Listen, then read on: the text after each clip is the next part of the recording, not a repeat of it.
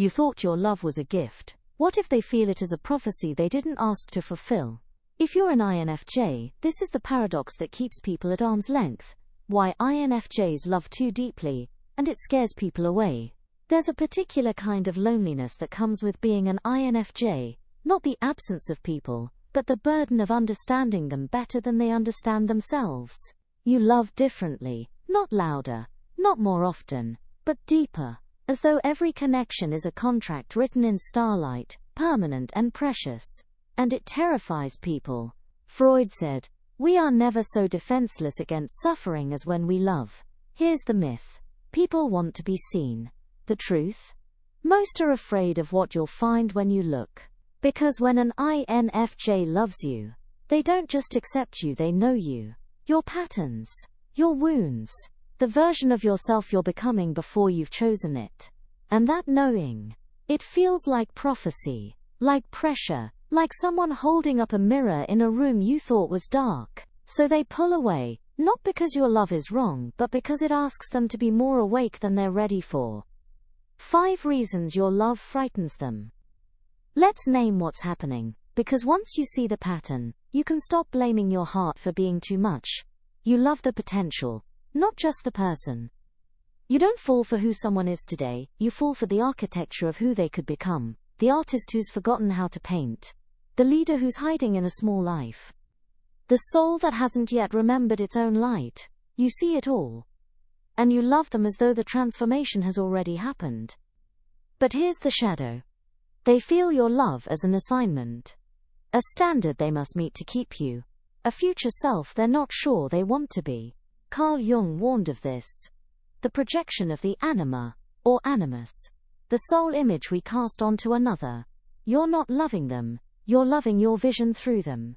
And when they sense that, they run because no one wants to be a hero in someone else's myth. If you've ever been told, you expect too much, this is why.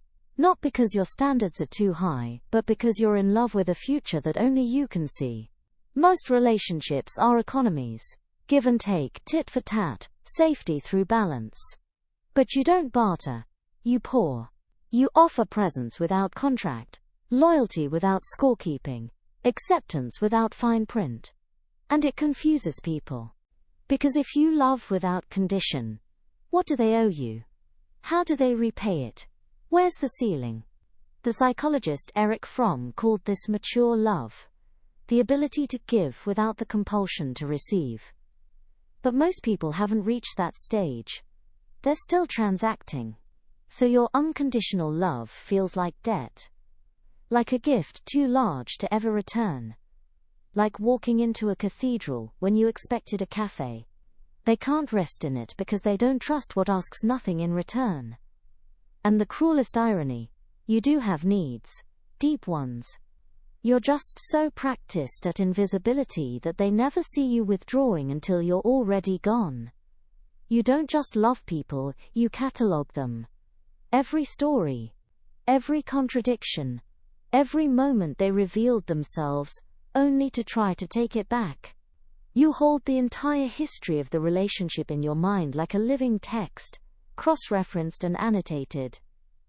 And when they forget, when they rewrite their own narrative or contradict last month's truth, you notice, you remember, you carry the integrity of the story when they won't.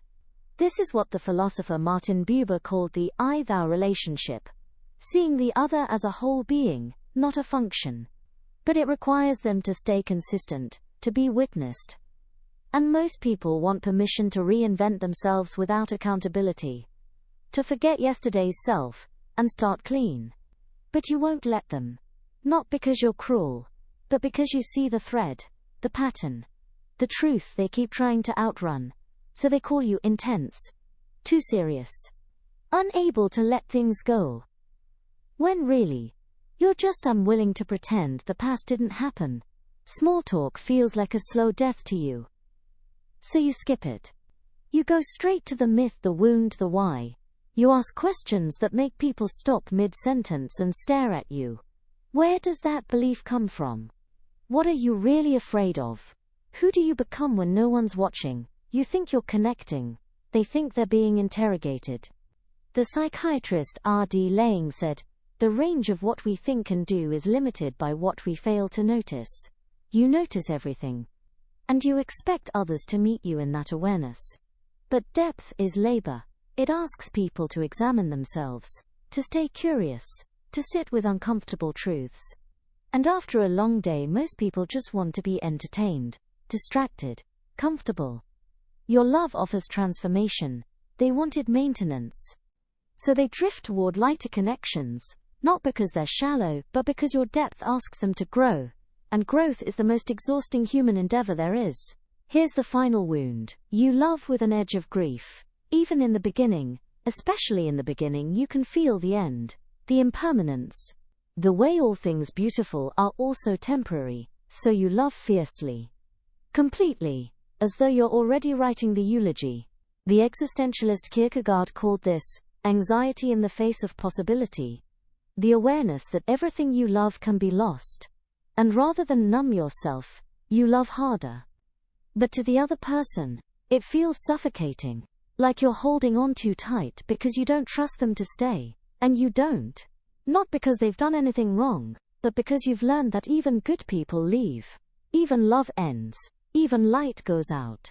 So you try to love enough for 2 lifetimes in case you only get one. And they feel it. The urgency. The melancholy. The way your love is tinged with farewell. They wanted to be enjoyed. You loved them like a prayer before battle. So what now? Do you stop loving deeply? Dull the blade? Become less? No. You learn to love with boundaries instead of boundlessness. To see potential without taking it on as your responsibility. To offer depth without demanding it in return. You practice what the poet Rilke called loving the questions themselves.